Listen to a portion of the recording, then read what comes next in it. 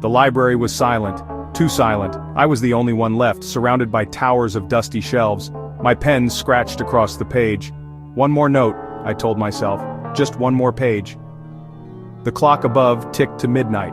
Dong. The sound stretched, echoing down the halls, rattling the shelves. I froze. Wait, this library doesn't even have a bell. I shoved my books into my bag and hurried to the doors. Locked, chained, heavy rusted links across the glass.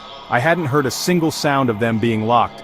The lamps flickered. The shelves around me seemed taller than before, longer.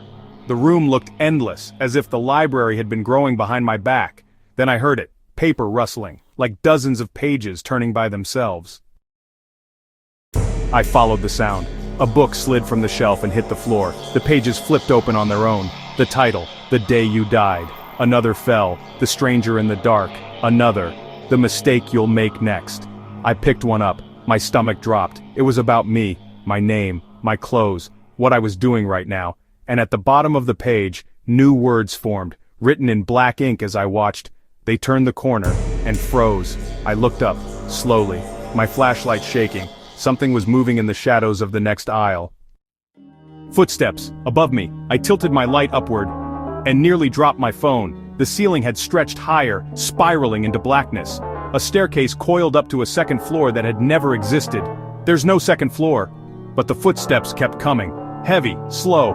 Dust fell from the ceiling as two pale skeletal hands wrapped around the railing above. I ran, heart pounding, turned a corner and slammed straight into the librarian. Only, it wasn't her.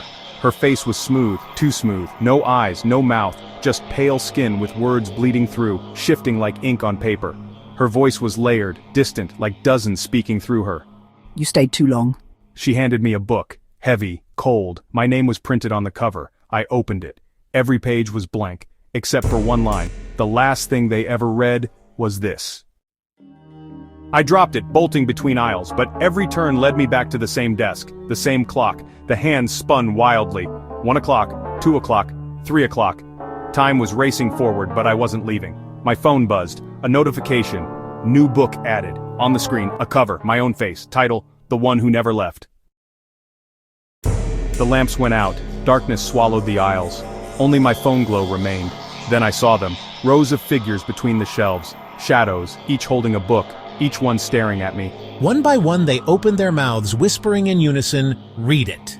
My phone slipped from my hands, the screen cracked, black.